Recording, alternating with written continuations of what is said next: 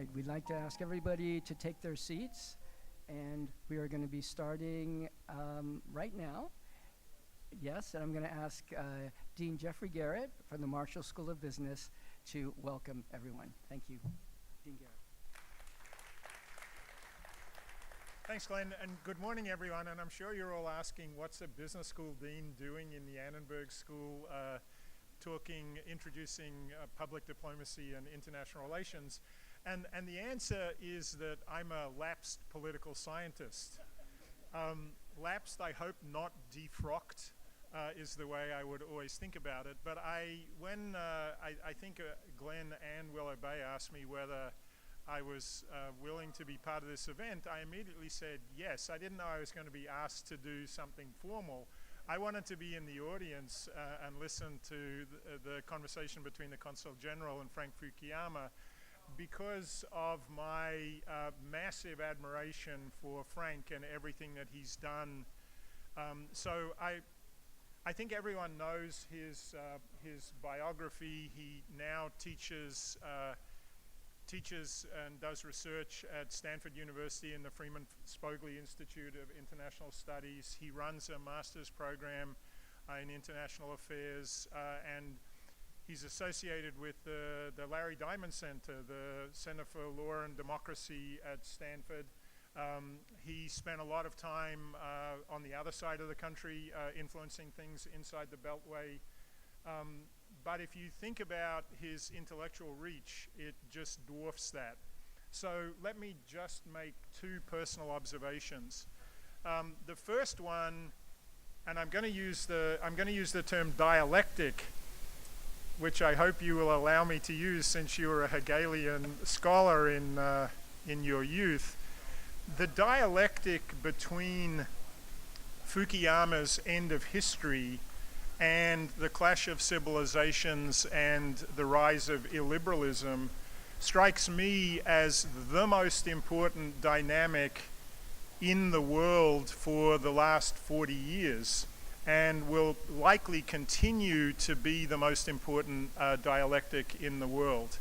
I do hope there's a grand synthesis that comes out of this, but for people who aren't old enough to remember, Frank wrote, I think it was in the National Interest, in June 1989, an essay called The End of History that said that both predicted the fall of communism and the fall of the Berlin Wall, but also predicted that the next decade was going to be a decade of the dominance of markets and democracy all around the world, and that was the end of history. That argument looked brilliant, I think, until September the 11th, 2001, when the other side of the dialectic, the clash of civilizations dialectic, authored by Frank's PhD supervisor, Sam Huntington, came into vogue. And, you know, I've studied globalization from my entire academic career. I never thought we could deglobalize in the way that we have deglobalized in the recent past, but the history is still being written about where we end up on that. But no matter what happens in the history, the anchor and the argument behind the intersection of, I think, economic freedom, political freedom, markets and democracy is really owed to Frank Fukuyama. And that's an incredible legacy to have in our world that's ongoing. The second thing that is a different observation from me is a very personal one. I left USC in May 2008 to become the founding director of an institute on the United States in my home country, in Australia, in Sydney, the US Study Centre. And that was a time when in Australia, there was profound anti-Americanism. So I don't think Barack Obama had made it through the primaries yet. Australians were mad as hell still about the Iraq War, and the financial crisis has started. And into that maelstrom came Frank Fukuyama at the end of May 2008, I think as the first signature American to visit Australia as part of this institute. And I remember you did a brilliant job in a balanced way, with some criticisms of the United States and the Bush administration, particularly with respect to the Iraq War, but some other don't throw the baby out with the bathwater observations about the United States and about the relationship between the US and Australia. And so that was at a personal level for me, I couldn't have imagined a better launch of a new institute than to have Frank there at an incredibly difficult time, maybe as difficult a time as we're experiencing today. So I think we're all blessed to have Frank and his wisdom with us here on the USC campus. I'm going to stop speaking now. I think I get to introduce my boss, the provost of USC, Andrew Guzman, who also could lay claim to being a lapsed social scientist, but I don't think you're quite as lapsed as I am, Andrew. So if you'd like to succeed me at the podium, I would love to exit stage right. Thank you, everybody, and thank you, Jeff. Indeed, I am deeply lapsed. I do remember I was a graduate student, a PhD student in economics when The End of History came out, and I was studying international economics and international finance. And I, like countless others in this room and around the world, was really influenced by it. Some of you here are too young to have experienced the sort of scale of the transition at the time and how the future was this blank, this unknown. And Frank was prescient in providing some guidance, if a little provocative with the title of the book, which I think probably helped more than it hurt. I want to thank the Center for Public Diplomacy for giving me the opportunity to be here to present this award. I want to sign on to everything Jeff said about the tremendous work by Dr. Fukuyama over the years. He's written multiple books, he's received multiple awards, and we are so thrilled to be able to add our name to that roster and to signal with this award. As with all of his awards, the awards are lovely, but what they represent is far more important. That is the work, the contribution to knowledge, the contributions to practice. Frank has also been involved with the RAND Corporation, the U.S. Department of State's policy planning staff, the President's Council on Bioethics, so it's not mere theory, it's also real-life application. And so I want to congratulate you, Frank, congratulate the center, and on behalf of the university and President Kim, I congratulate you. It's my great honor to present to you the Excellence in Diplomacy Award, which I understand.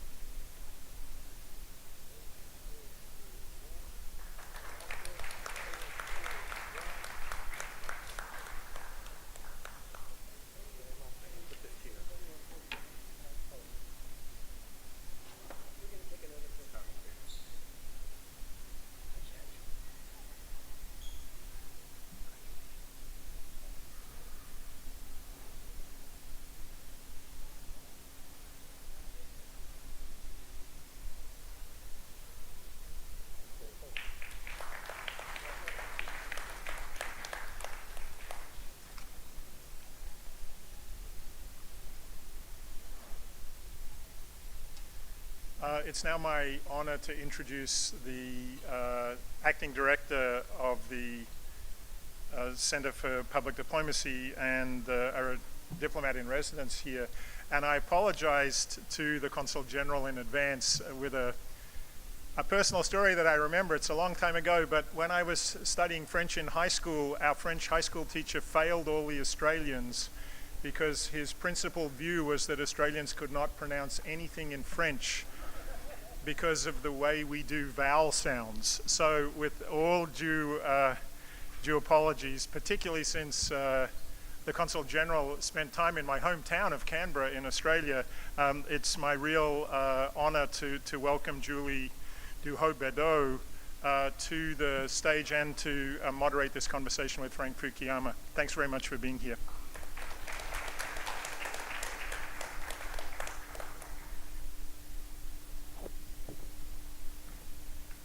Hi everyone, it's good to see all those faces here. I will need my glasses for this. Well, first of all, congratulations on your Excellence in Public Diplomacy Prize. It's a real honor, Dr. Fukuyama, and a pleasure for the Center on Public Diplomacy, for USC Annenberg, and for all USC to host you today on campus. There was a huge excitement on campus when we announced that you were coming here, so thank you, and thank you all for being here.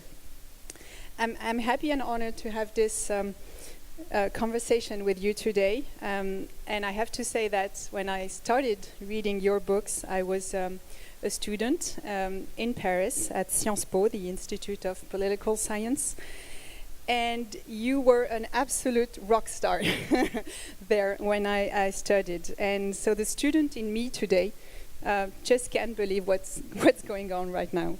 And many people that we have invited today from different generations, from different countries, and we have many consuls general here with us today, shared the same thing, saying, I've read his books when I was a student.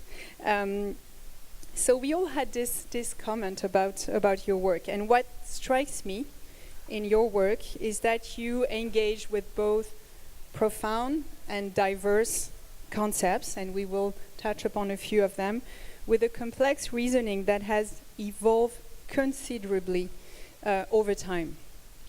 So it's an understatement to say that your body of work is vast, and we will not be able to cover everything in this conversation. So that probably means that you have an open invitation to return to USC whenever you'd like, so that we can cover even more ground together than today.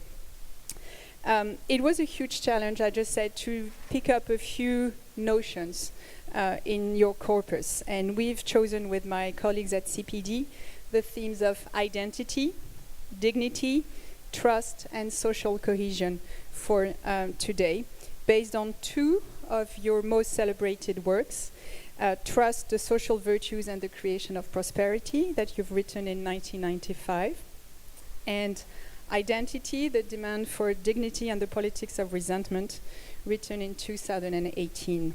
So we will discuss these two books in light of course, the developments, the trends that we have observed in recent years, and even in the last months. I think we have about 45, 50 minutes for our conversation, but I want to make sure that we have time for the Q&A session, because I've been into too many conferences where there is not enough time for the Q&A, and I feel it's very, very annoying. But before we start this conversation on the concepts and on the two books I've just mentioned, Dr. Fukuyama, and because we are exactly 1 week ago, Charlie Kirk was assassinated on a college campus in Utah. I'd like to have your thoughts today on the rise of political violence, on the state of democracy and political debate in the US. Okay, well, thank you very much. It's a huge honor to receive this award. It's great to be back in Los Angeles. I lived in this city for almost 10 years, and I admire this school and your program tremendously. So Jeff mentioned the moment of the writing of the end of history, and it was written about 5 months before the fall of the Berlin Wall. And that was a major formative event in my life, because it, to me, expressed the view that actually many people around the world that were living in authoritarian countries did not like that. They hated having to live under dictatorships, and they really wanted freedom. And that's the moment at which communism began to unwind. It finally, Soviet Union fell apart in 1991, and a lot of countries in that region made a transition to democracy, as they did in sub-Saharan Africa. The military dictatorships in Latin America all began to give way to democratically elected governments. I I'm not so sure that the assassination of Charlie Kirk itself is going to be an event of that magnitude, but I would say that the election of Donald Trump for a second term probably signifies a very different kind of world that we are moving into, where the terms of reference may be as changed as they were in November of 1989. We have a president of Russia whose expressed intention is actually to undo that dissolution of the former Soviet Union. And over the last decade, he has been doing everything in his power to try to put that unit back together. He said that the greatest tragedy of the 20th century was the fall of the Soviet Union. And that represents a very different understanding of values and of democracy. And I think that by itself, that would not be as big an event, but for the fact that he has a lot of sympathizers in democratic countries. And in fact, the self-confidence that Americans had in democratic principles, in their own constitution, is something that is also deteriorating at the moment. And I think, in geopolitical terms, the United States has gotten a lot weaker over the last decade. The central reason, I think, for that weakness is the internal polarization in American politics, which means that we don't have a unified position, let's say, on how to deal with the rise of China, with the Ukraine war, all of these really big issues. The Middle East is something that we internally disagree on a great deal. And it means that one of the big anchors for liberal democracy in that period from 1989, I think really up until about the year 2008, at the time of the financial crisis when I was in Australia, that period is definitely over at this point.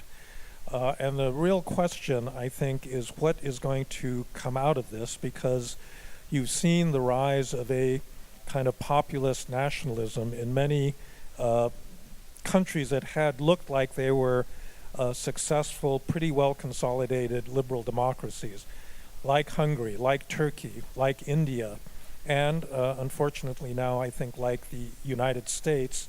What's happened in these so Russia and China are a different category. I mean, they're consolidated dictatorships that are powerful. They can project their power beyond their borders. But in a way, the more disturbing thing is what's been going on inside existing democracies, in which I think the biggest target is actually, what we call the rule of law. A liberal democracy is democratic because it holds elections, but it is liberal in the sense that it has a rule of law that restricts what the government can do. It preserves a sphere of individual liberty, and it has a set of constitutional checks and balances that prevent the leaders, the executives in those countries, presidents, prime ministers, from doing whatever they want. And that is the thing that is being challenged in many countries around the world, where you have a lot of elected leaders that really don't want to operate under those kinds of constraints. And so the liberal part of democracy is beginning to erode very substantially. And once the liberal part goes, then the democratic part can be manipulated, because now, the ruling party can gerrymander, it can do all sorts of things to make sure that it never loses another election. And I think that that's kind of the challenge that we are facing right now.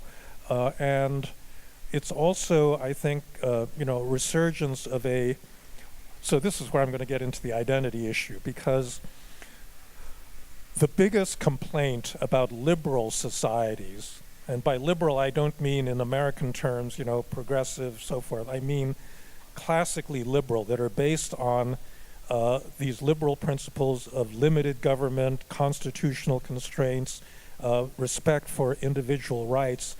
Those are being challenged, and the premise of liberalism that is contained in the American Declaration of Independence, we hold these truths to be self-evident that all men are created equal. That principle is being challenged by many groups that say, we don't want to be just generic human beings, we want to be recognized for a particular religion, a particular ethnicity, a particular national tradition. That is the kind of community that we want. And this is really, I think, the assertion of identity that is really challenging that liberal order. Now, we're going to talk more about identity, Absolutely. but I would say I was about that's to- kind of the big picture, I think, of Well, where that's we stand exactly right where now. I wanted you to go, so Okay. that's fine. We've decided to call this conversation Navigating Identity and Trust in 2025, and I wanted you to talk about this confrontation that you have studied in depth, which is the one between diverse identities and social cohesion. And you've written about the central paradox that people need recognition of their diverse identities to feel dignity. But when identities become, too fragmented, then societies risk losing their cohesion.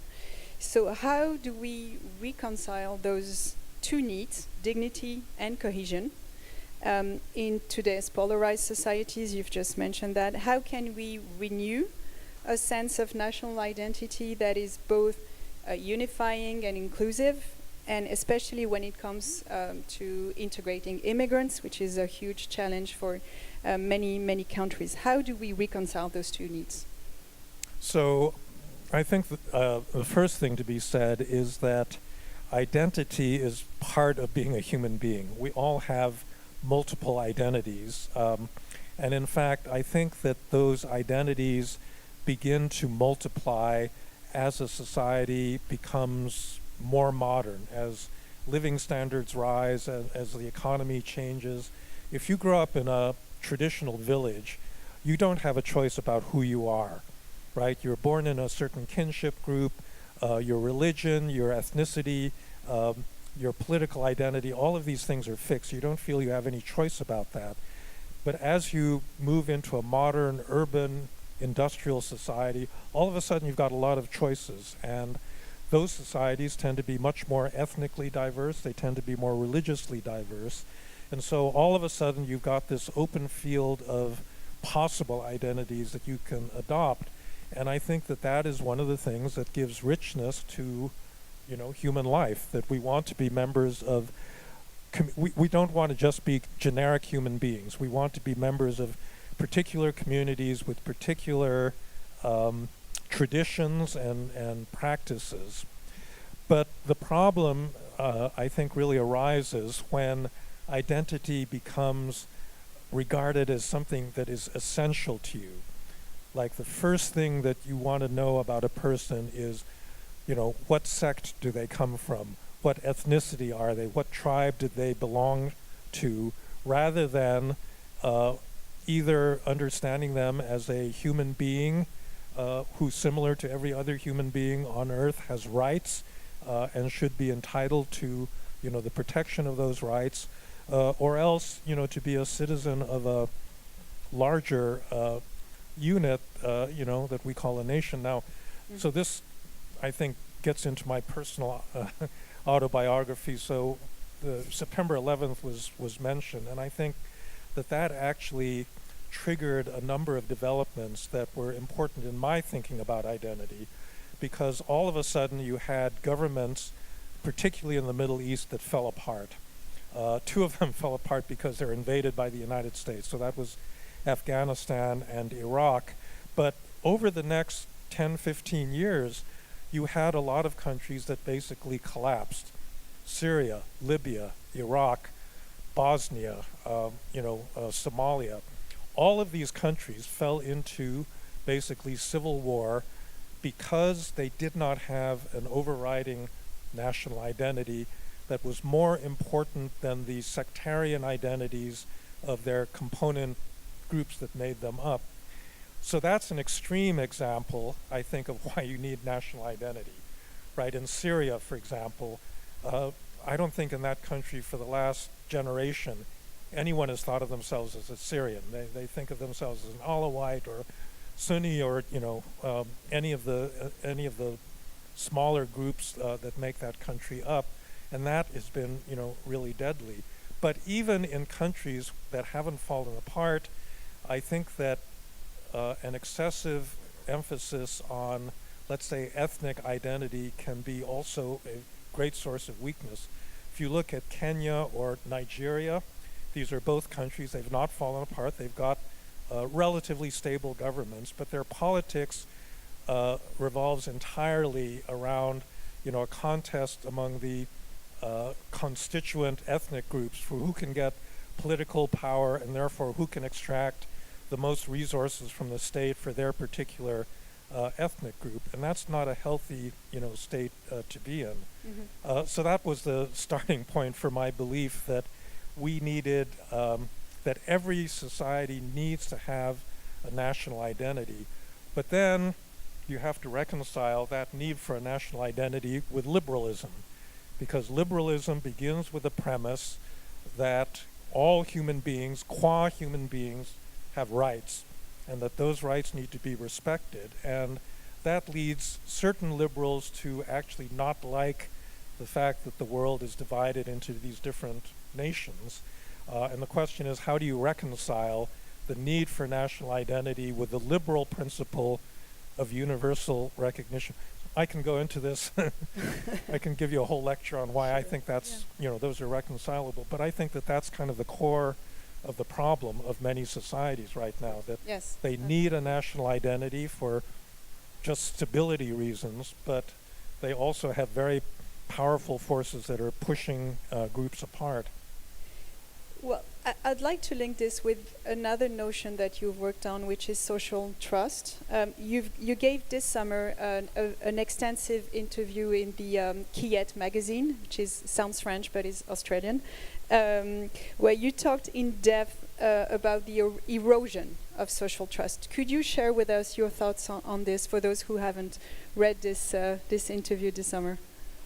Well, so as you mentioned, I wrote a book in 1996 called Trust, and I looked at different societies around the world and I categorized them in terms of whether they were high trust societies or low trust societies.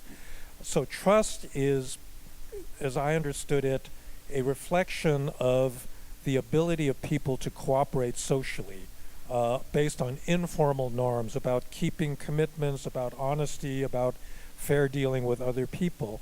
And there are big differences between different societies in terms of the level of trust. So the classic case is Italy.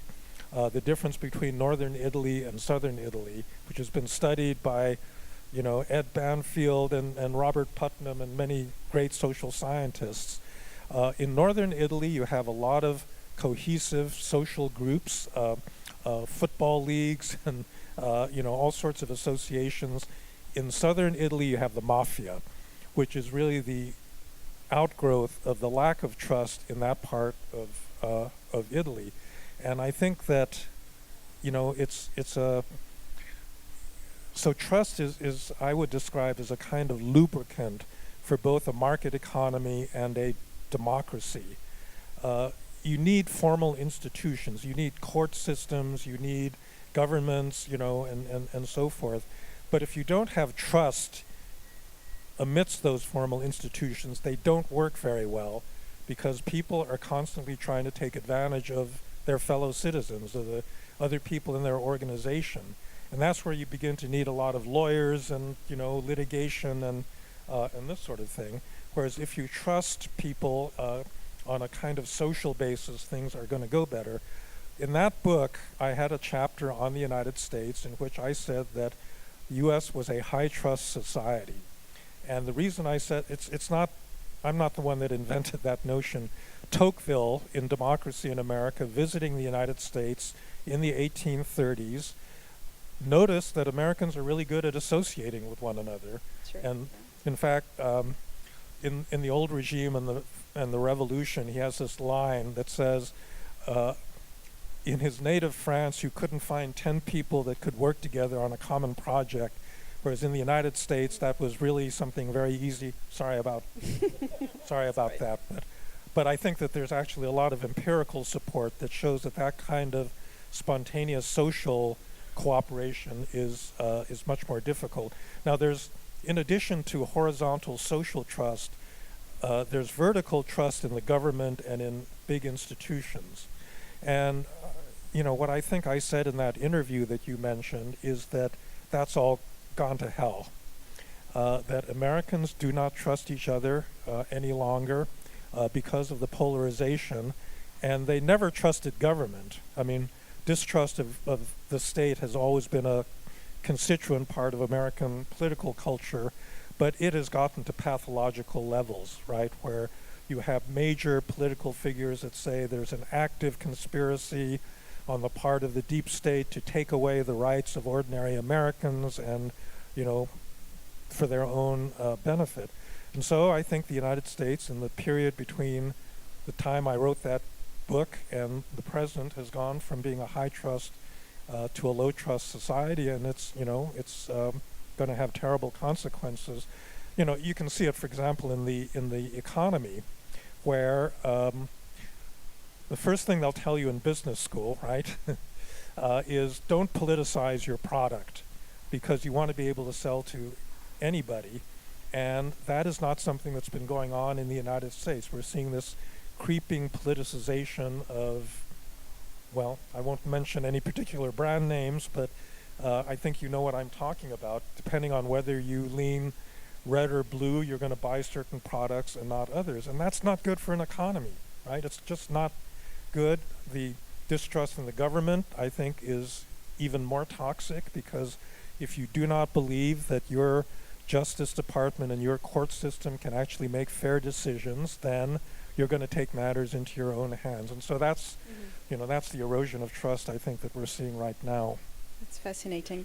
I'd like to touch upon always this concept of trust, but now at the international level. And because here at the Center on Public Diplomacy, well, our focus is on the study and the practice of public diplomacy and global influence, and how you engage with foreign audiences. So my questions for you is about trust between a government and foreign audiences in an age of rising disinformation. How can democracies build credibility and trust with citizens abroad? How can they engage with foreign audiences and be trusted?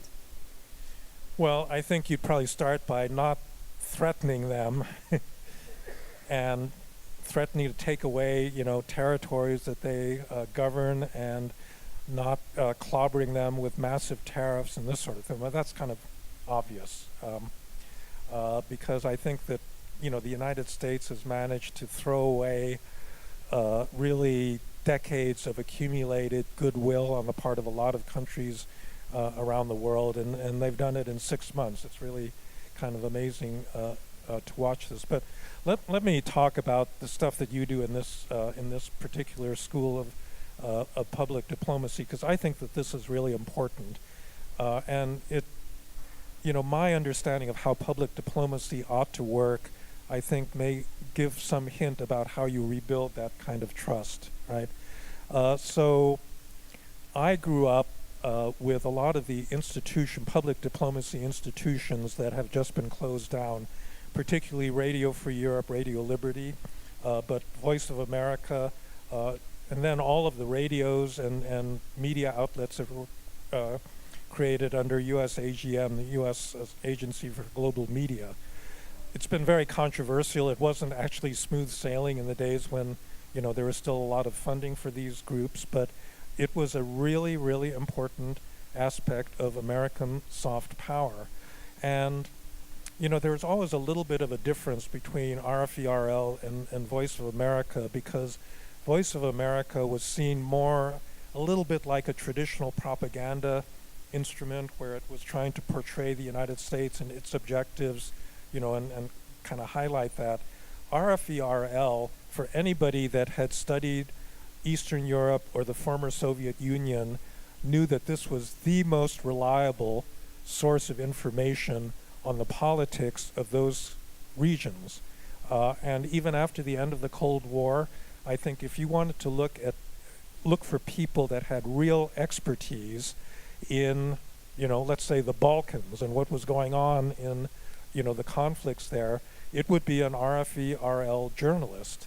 And I think that the credibility and the goodwill that was produced by these organizations didn't result from the fact that they were reflecting an American point of view. I think it reflected the fact that they were good journalists and that they were following parts of the world that the traditional media was not following, right? I mean, there are not a whole lot of ABC, New York Times journalists in North Macedonia trying to figure out what the hell's going on there, right? But there would be an RFE/RL journalist there. And I think it's the same thing that led to the credibility of the BBC, because the BBC, it was primarily an information source. They had a world service that covered every country in the world and provided very credible information about it. And I think that was really the thing that generated, well, first of all, it's important to have good information, right? If you are struggling between authoritarian government and democracy, what is it that democracies are supposed to offer you? Transparency, information, You can have a window on the world that is better than what you'll get in an authoritarian country. And I think that over the years, that credibility is what created a lot of, goodwill. In the days of the Cold War, people would go into, their back rooms to listen to one of these radios because they knew that their government was lying to them, and the only way they could figure out what was really happening in their societies was, to listen to these foreign radios. And I think that's what we've given up, by abandoning those institutions. And that suggests that if you want to rebuild some of that goodwill, you've got to rebuild some of that information capability. Yes. But we also hear people saying that some tools of public diplomacy should be evaluated and updated and adapted to today's world, that AI, new technologies of communication should be used. So how do you see the future of this public diplomacy? Well, so this is not about public diplomacy per se. It's about the media in general, right? So there's been this unbelievably big shift where people my age continue to read the New York Times and the Wall Street Journal. Actually, my wife got rid of our TV 30 years ago, but they continue to watch TV, kind of legacy news channels. They actually read journals with 4,000 or 5,000 word articles, this sort of thing.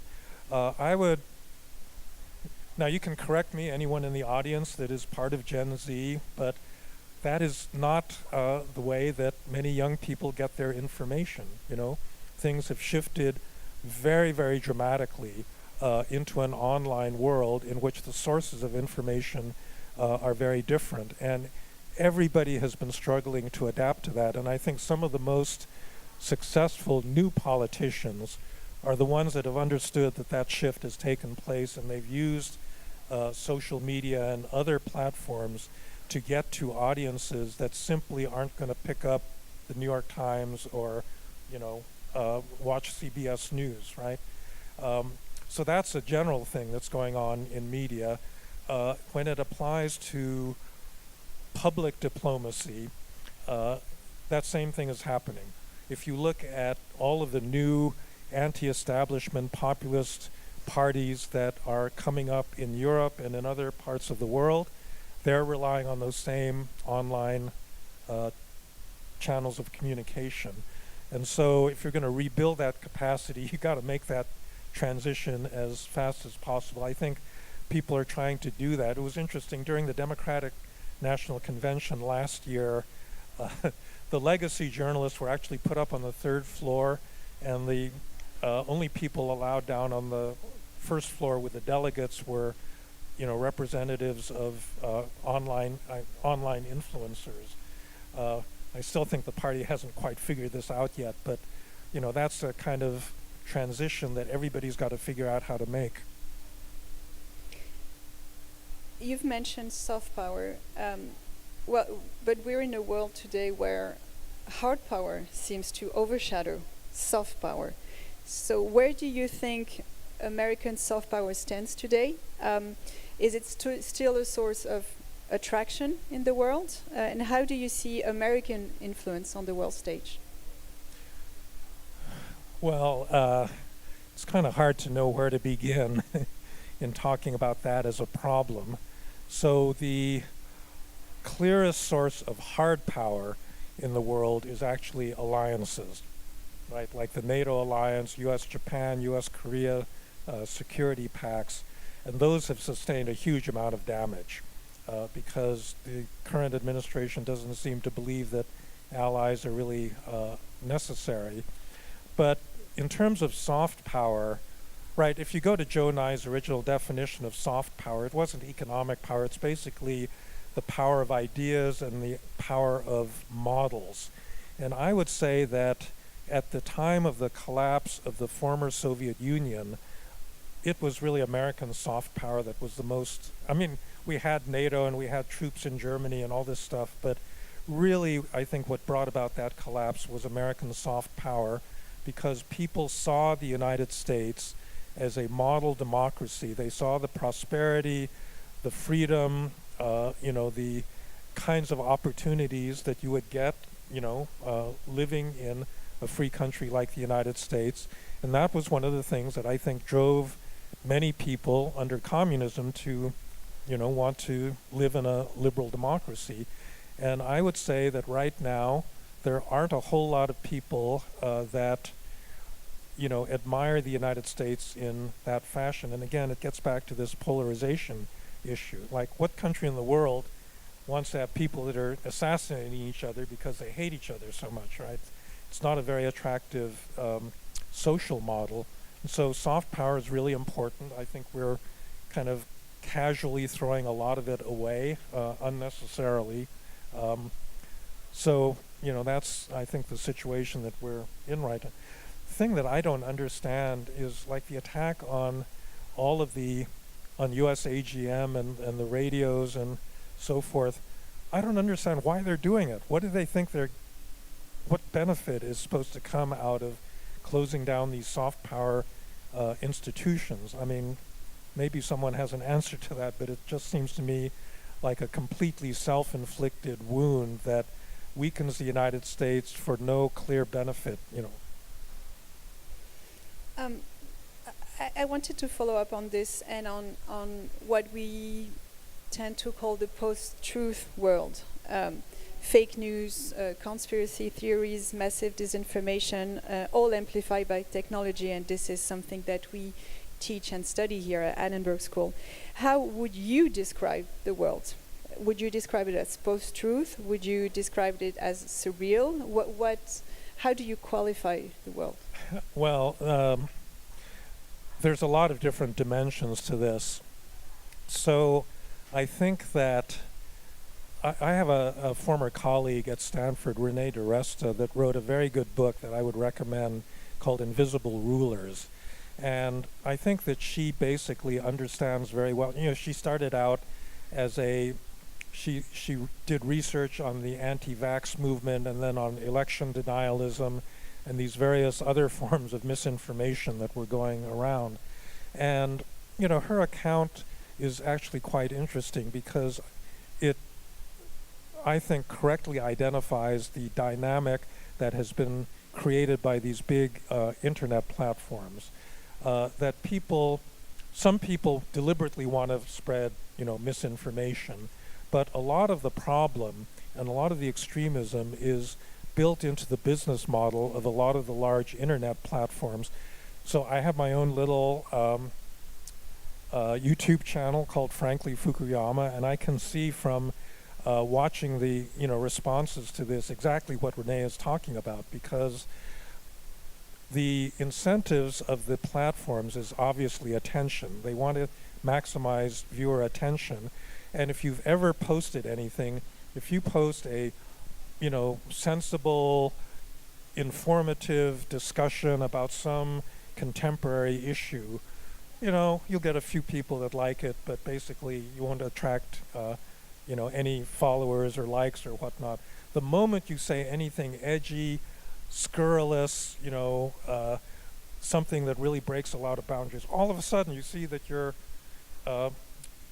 likes just shoot up, and then it becomes like a drug, because what you want is to have a successful influencer, role, and so you're going to feed more and more of this stuff to your viewers. And so, she argues that the extremism is actually being generated by the audiences that are reacting to the things that are being posted, and you don't have any of the intermediaries, the legacy media that used to prevent the worst excesses of this kind of user-driven extreme content, and that's really the problem. And that the big platforms profit off of this stuff.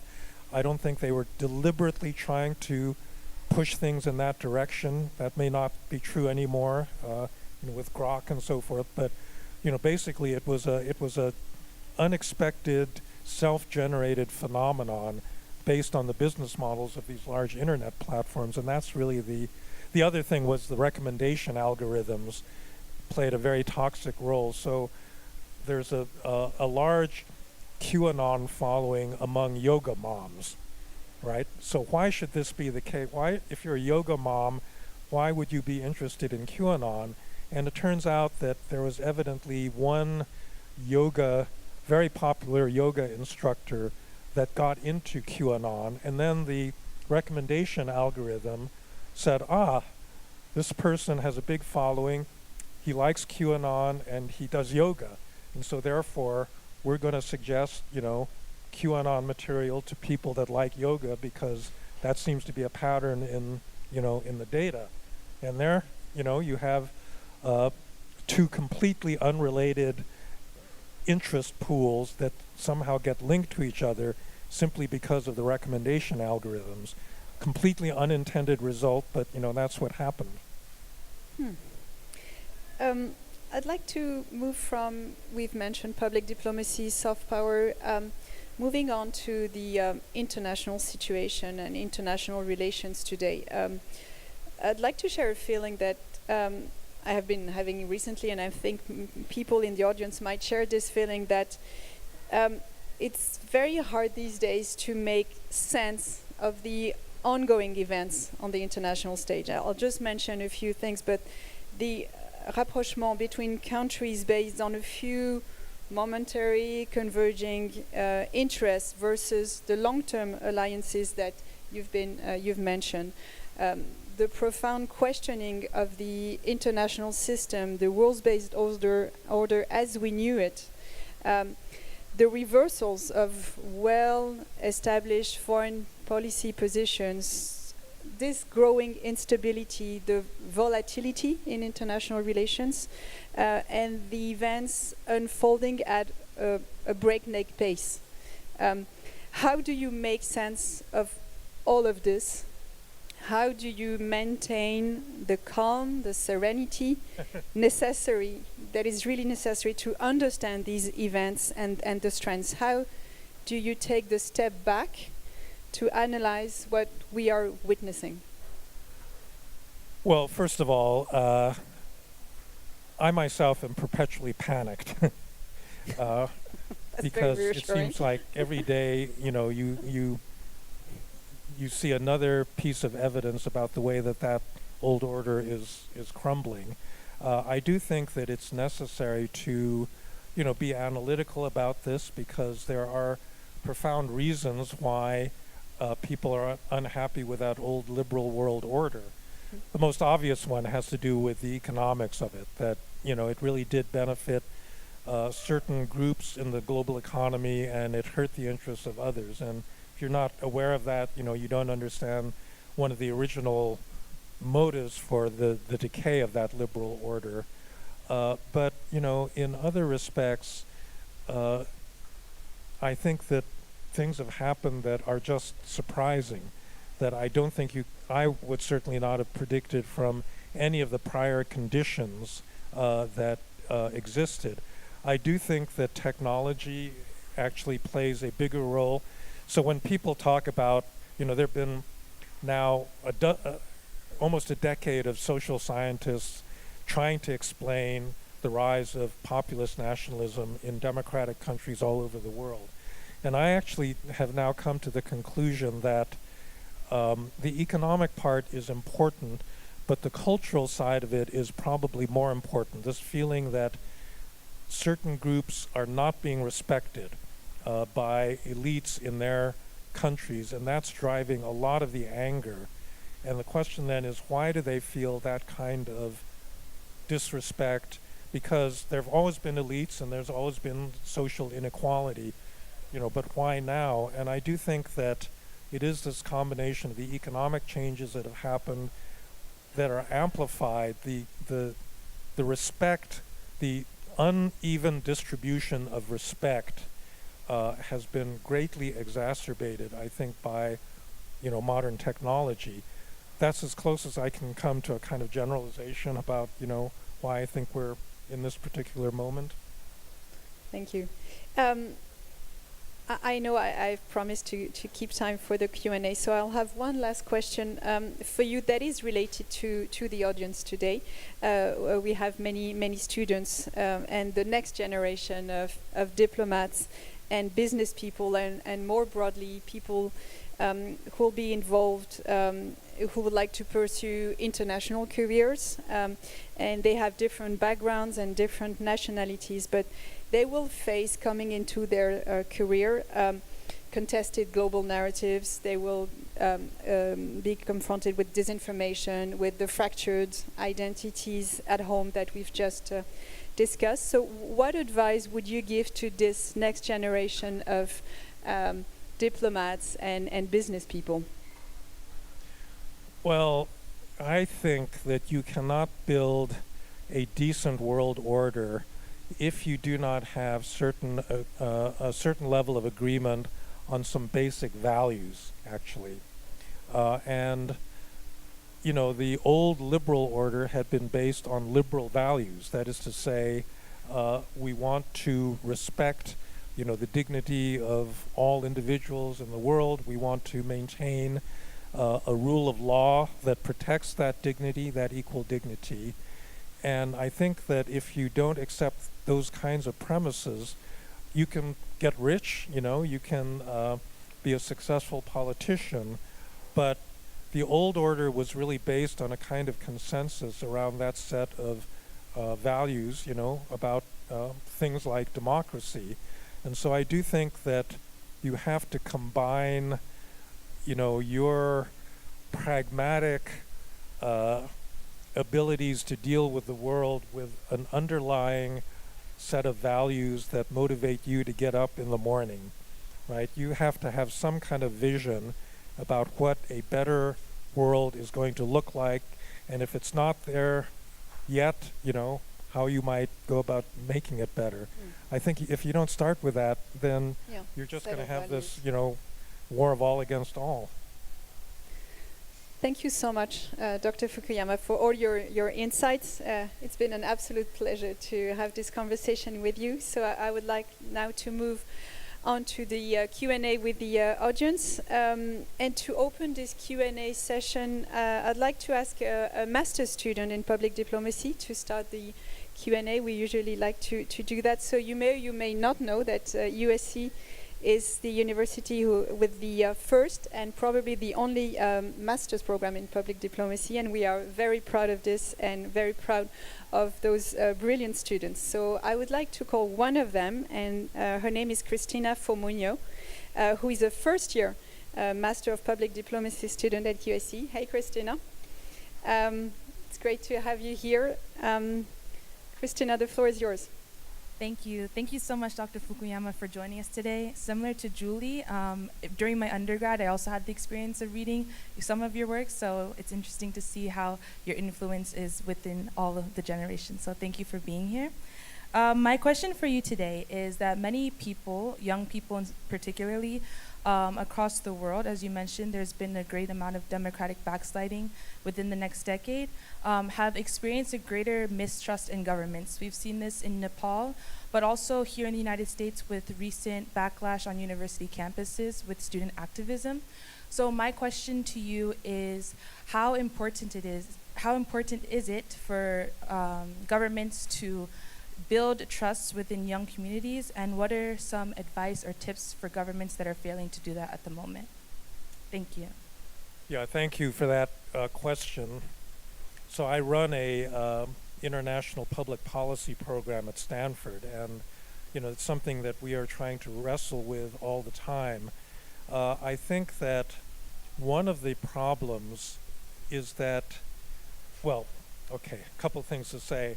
I think that distrust in government, first of all, varies very much from one society to another, and it's always been extremely low in the United States. It's much higher in Europe, it's higher in Japan, Korea, other Asian democracies. They just have different historical traditions, but it's particularly low in the United States. But it's actually getting lower almost everywhere. And part of the reason for that is that governments have been less effective in actually doing stuff that people can visibly see benefiting them. So this would be a whole nother seminar. I could tell you about California, the state of California, why it is that we have a housing crisis, why we haven't built high-speed rail, why we've got all sorts of social problems that are theoretically solvable but have not been solved. And I think that really has to do with a lot of the obstacles that we ourselves have put in the way of the effectiveness of governments. And so I think that if you could clear the way where people could see that they vote for somebody and it actually changes life in their community, that would be one way of rebuilding trust. Now, given the internet and all the other stuff I was talking about, it may not be enough, but that's what governments are supposed to do. They're supposed to be responsible to what people want, and if they're not being responsive in a visible way, then I think they're going to lose legitimacy. I'm going to ask a second question from another first-year Master of Public Diplomacy student, Victor Estrada. Hey, Victor. Victor previously worked as an urban planner for several cities across Southern California, so his profile is really interesting, and he recently completed an internship with the United Nations Population Fund in New York. Victor, do you have a question? Yeah, it's really a pleasure to really hear this seminar and kind of just get more of your point of views. I did have a question. For young professionals entering the UN system, what role do you think we can realistically play in strengthening trust and legitimacy in multilateral cooperation? Well,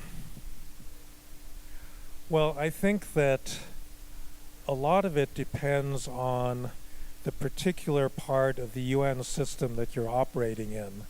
I think that in terms of the high-level geopolitical issues that the UN was really designed to deal with, it's never been effective, and I don't see a way that it is going to be effective in the future. That is to say, you know as well as I do the problems in the Security Council.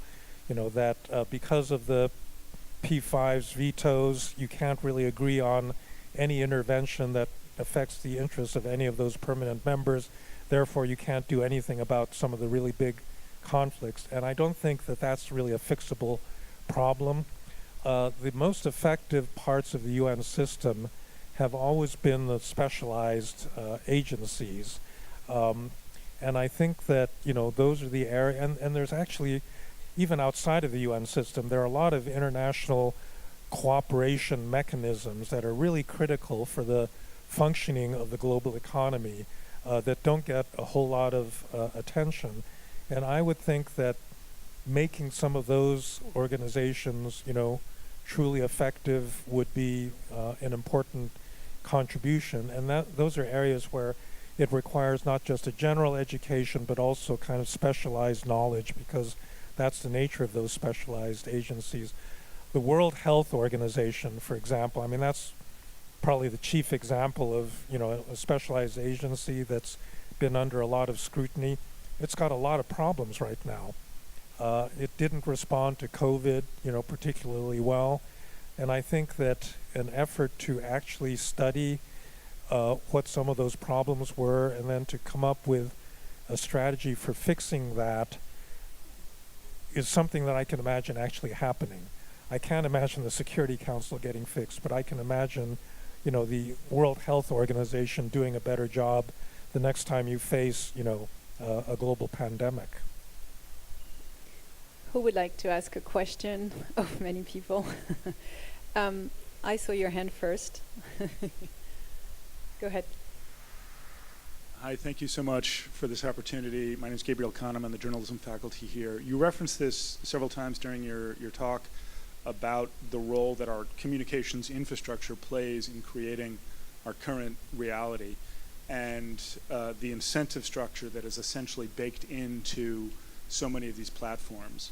So this is kind of a chicken or the egg question, but I very much wonder if that isn't the prime mover of the current situation, and if we could imagine even any type of change, pendulum swing, etc., with this current incentive structure that incentivizes extreme views, rewards that, and creates this social fragmentation by technological design. Okay, I'm glad you asked that question. I actually have a couple of suggestions. The first is, in 2020, I chaired a Stanford working group on platform scale, in which we argued that the big issue with these big platforms is the size and the political effect. Antitrust law concentrates on economic harms, but it doesn't deal with the political harms of concentrated, corporate power, and particularly of these big tech platforms. Now, I do not think that government regulation of things like hate speech, online communications, I don't think that's going to work. I don't think it's compatible with the First Amendment.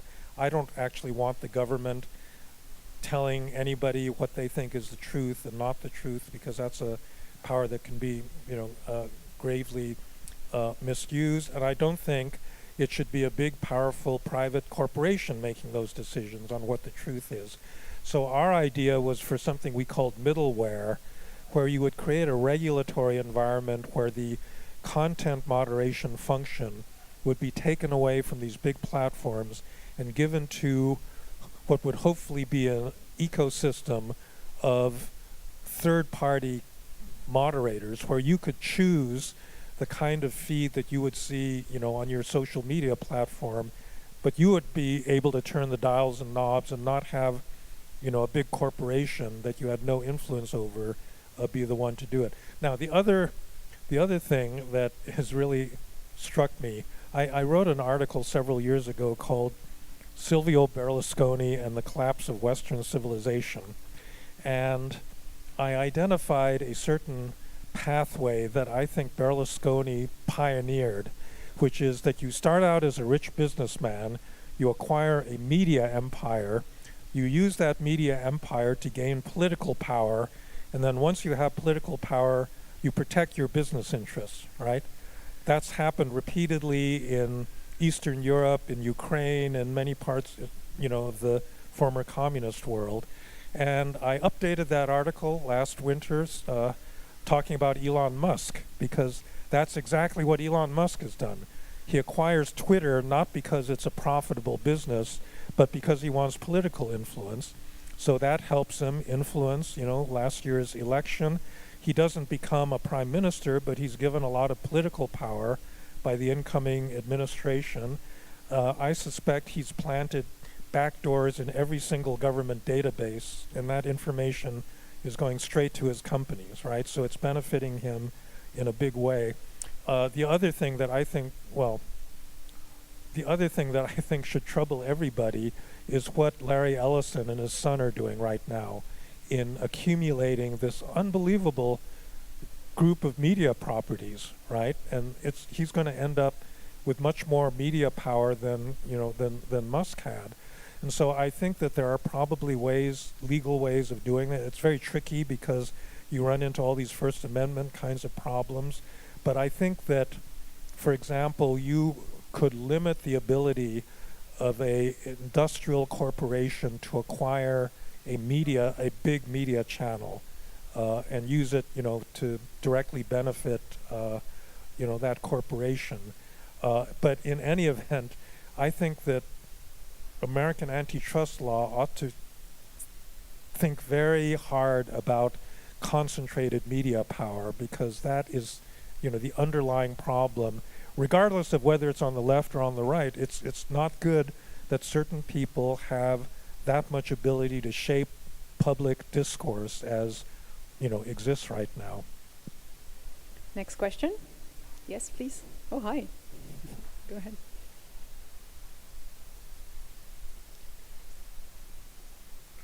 Good morning. Thank you so much, Dr. Fukuyama and Madame Julie de Obados, for this insightful talk.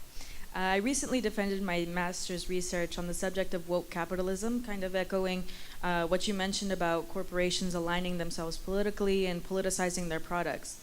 Now, I owed this to neoliberalism as a condition and a natural course due to the lack of civic identity and trust, everything we mentioned today.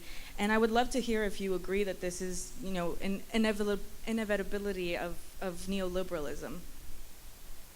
Well, I don't think neoliberalism is inevitable at all. In fact, I think it's been rolled back very substantially. I think that the thing that I would blame neoliberalism for, well, a couple of things. Obviously, the trading regime had, these big consequences in terms of the American working class and so forth. But the real problem was the dismantling of financial sector regulation. That's what caused the 2008 financial crisis. And I don't think it's going to happen again, because I do think that people began to figure out that if you don't, regulate the heck out of the financial sector, you're going to end up. Now, it's so innovative and it shapeshifts so rapidly that there may be other threats coming out of that sector that we're just not aware of right now. But I think in principle, people understand that you need to regulate it. The Biden administration also rejected a lot of neoliberalism, right? If you roll the clock back 20 years ago and said the U.S. government ought to be protecting the semiconductor sector because that's strategically important, there isn't an economist in the country that would have agreed with you. They would have said that's intolerable use of, state intervention in the market. And I think people are much more willing to accept, the need to do something like that at this point. So the thing is, neoliberalism was just a policy. It was a set of policy choices that were made back in the 1980s and 90s. And as policy choices, you can reverse those policies, relatively easily. And I think a lot of them actually have been reversed already. Yes, please. Right here. Thank you very much, Mr. Fukuyama, for your interesting and wise words. My name is Bojko Christov. I'm the Consul General of Bulgaria in Los Angeles, and I'm really curious. Let's make a little something like prognosis. It was a little bit mentioned, but still I would appreciate a little bit more details on how do you think AI and connected technologies will shape the future of liberal democracy in decades or two? Thank you. Yeah, I get asked that question a lot, and I have a kind of standard answer, which is, I don't know. Because I really think it's sort of like asking, what do you think the effect of electricity will be on democracy back in the 1880s, Nobody would have anticipated, the electrification of the economy, the invention of the computer, all the stuff that's happened since then. And I think we're at such an early stage that it's very hard to say. I think that the challenge, the one thing I do think is true is that the transformation that's going to come about as a result of AI is going to be really enormous, and it's going to affect every aspect of our societies. But it's also going to take a fair amount of time for those effects to be felt, and it's also going to take an even longer period of time for the society to try to adjust to those changes. And that's been the pattern, for technological revolutions in the past. I'm not quite as pessimistic about some of the negative effects on jobs, for example, as some people, because I do think if you look at past revolutions, the nature of work changes, but work doesn't disappear. You're still going to have jobs, but the nature of them is going to be is really going to be quite different. I think Professor Nicole has a question. Go ahead. Thank you very much for coming. I teach public diplomacy at USC, so you've met my students, with whom I'm very proud. I think it's interesting how the question of, or the issue of trust has run like a thread through what we've been saying today. And the problems of this world are self-evidently too big for any one country to solve by themselves. We're going to have to work together, but working together requires trust. And this is why the Goethe Institute has talked about trust as being today's greatest currency. But how can cultural diplomacy agencies build trust? Can they build trust? Not the kind of hierarchical trust, oh, you can trust Voice of America to give you balanced news, but we can learn to know each other well enough to fix the climate or to fix migration, or can culture play a role in that? And how do we do that in a constructive way? Well, when the US is doing a 93% budget cut, that makes it a little bit harder, but this is a bigger community than just the US. What can we do collectively through cultural diplomacy? Can we hope to build trust? I think that's a question that you're in a better position to answer than I am, since that's basically your field of study. It does seem to me that in past decades, American foreign policy has used cultural diplomacy in a lot of really effective and interesting ways. In fact, this online magazine that I helped start, American Purpose, we've had a couple of articles about some of the classic cultural diplomacy initiatives, like sending Dave Brubeck, to Eastern Europe, which generated a huge amount of interest and goodwill. And I think that the form of culture is important, but and it's going to be very different today. But I think that we could probably do that sort of thing. Trouble is that can we as a country agree on what aspects of our culture we really want to export? Because unfortunately, right now, some of the less attractive aspects of American culture are actually being exported right now. A lot of the hate groups and, so forth. But yeah, I think that's something we ought to think about very carefully, because there are probably aspects of culture that are politically neutral enough that you could imagine, sending it abroad. Thank you. Yes, please, go ahead. Yes, you with the hat. There's a mic coming. Go ahead. Well, thank you, Doctor, for coming to USC today. My question is, as someone who considers himself center-left, I'm curious if you think that there are any left-wing movements globally that are kind of encouraging democratic backsliding. I know particularly a lot of intellectuals have talked about the left-wing government in Mexico as potentially being one of those governments that is on the left as opposed to the right, that is kind of encouraging the erosion of institutional trust that we see in a lot of right-wing governments globally. Well, I'd have to think about that one. I think that the judicial reform that AMLO started in Mexico and that Mrs. Sheinbaum has continued, they just, finally approved it, is terrible legislation. I think that electing, several thousand judges across the country is really bad. That kind of politicization is not going to lead to a better, more impartial judiciary. I think it's going to lead to actually the capture of large parts of the judiciary, either by the ruling party or by criminal organizations.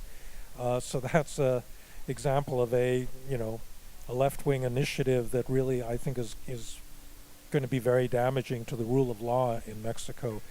There are probably some other ones, but they're not at the top of my head right now. More questions? Yes, please. Just here. Thanks, Sandra. Hi, thank you so much. Big admirer of your work. My name's Ami. Earlier you mentioned, like, to answer her question, how is it really important for liberal democracy to have like tangible results so then you can sustain the legitimacy. I'm wondering, like, how do you see we balance like short-term versus long-term goals? So short-term deliveries such as like solving healthcare, job, infrastructure, like the SF homeless and other things, versus like the long-term goals, like having equality, inclusion, and other things, especially as you mentioned, like also to avoid the last man scenario where people are materially satisfied, but then spiritually hollow. I'm wondering, how do you see we balance these goals when sometimes they can be pulling into like different directions?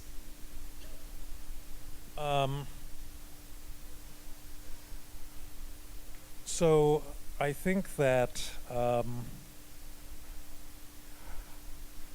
guess the question, the answer sort of depends on what you mean by, policies for social inclusion, because I think you can do that in better and worse ways. I do think that kind of focusing on some classic economic objectives that will be inclusive would be very important. I mean, again, just to go back to the California example, Ezra Klein has written a lot about this. There is a huge housing crisis here in LA, in San Francisco, in other big American cities. Why is that crisis? Why does that crisis exist? Why do young people not have the opportunity to buy housing in the way that their parents or grandparents did?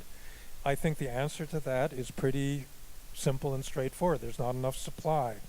Why is there not enough supply? Because we have burdened ourselves with so many rules that make it really, really difficult to build dense, decent quality middle-class housing. Because the existing stakeholders, the people that live in, these undense neighborhoods, don't want that kind of housing anywhere near them because they think it's going to affect their property values. And in general, there's a lot of interest groups in the country that are very entrenched and are kind of blocking the ability to create a more competitive society. A more competitive society is going to be a more inclusive and socially fair one, because it's going to mean that somebody other than the entrenched existing stakeholders are going to have an opportunity to, become doctors or nurses or, or whatever.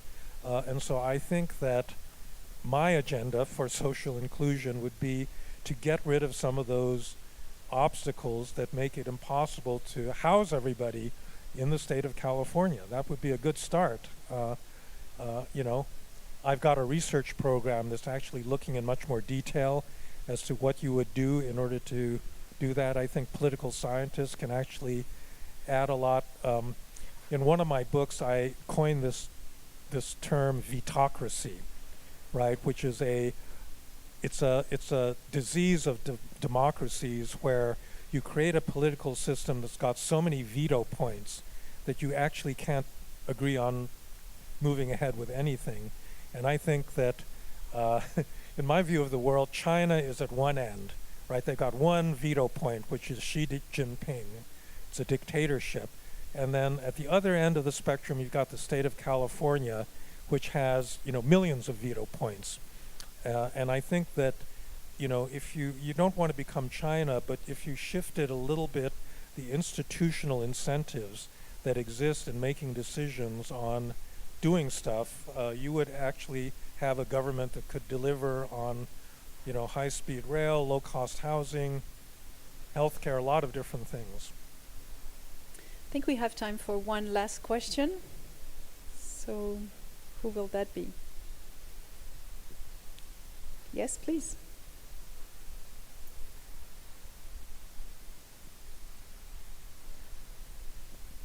Hi, my name is Kajal Reddy. I'm a first-year graduate student at Annenberg. I have a very simple question, and it might have a very simple answer too, but what exactly are we doing wrong as Gen Z to not fix this problem? Because I see, like, Nepal's Gen Z was able to overthrow the government overnight and get Sushil Karna as the prime minister. And a couple months ago, when South Korea declared martial law, we were able to get it back overnight. So what happened to the United States? What happened to us, and why am I not seeing progress from our generation to be able to make a difference? Yeah, that's an interesting question.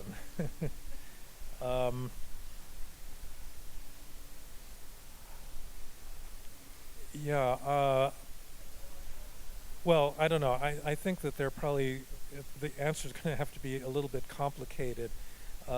In Korea, I was just in Korea twice over the summer, and we had a lot of discussions about why Korea was able to protect its democracy in a way that the United States wasn't, and similar discussions in Brazil. They just convicted Bolsonaro, right, of trying to overthrow the government. Why couldn't we do that here? I think part of the answer in both cases is that both of those countries had a more recent experience of dictatorship. The United States has never experienced dictatorship. Young people, have never lived under a dictatorship.